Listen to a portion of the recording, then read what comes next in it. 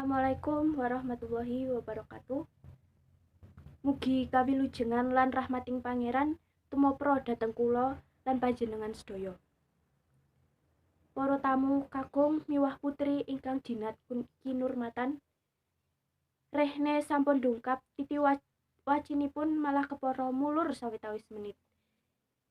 Keparenga pahargyan sapekanan utawi boyongan sarta ngunduh penganten anak Mas Sumarton SH kalian Nakjeng Sri Hartati SPD dinten Kemis Wage 11 Agustus 2006.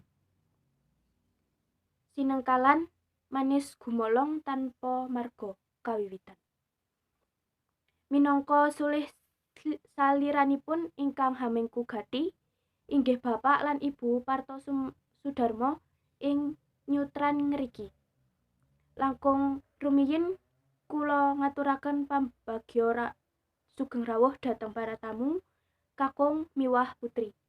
Langkung-langkung dhateng Bapak Ibu besan, nunggih Bapak Sastrowiyono sekalian saking Padokan Bantul ingkang nuhoni rembag ingkang sampun samangke sampun anganti putra penganten sarimbit wonten ing brayat Parto Sudarman ngriki.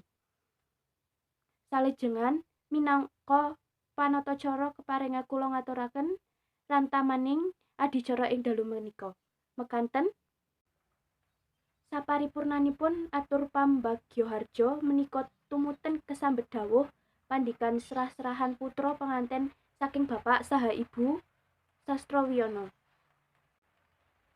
Saking Padokan Bantul ingkang badhe dipun salironi panjenenganipun Ibu Dr. Randa Sulatriati.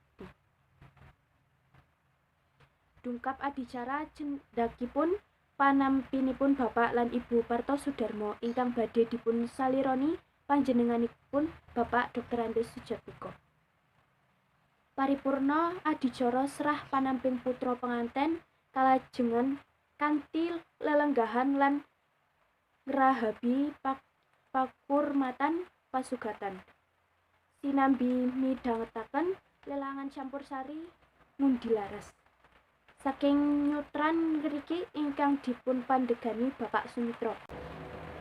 Para rawuh keparenga semangke wekdal kula caosaken dhumateng Ibu Dr. Randa Sulastriati ingkang kaampingan Bapak saha Ibu Sastrowiyono ingkang badhe masrahaken putra penganten sarimbit.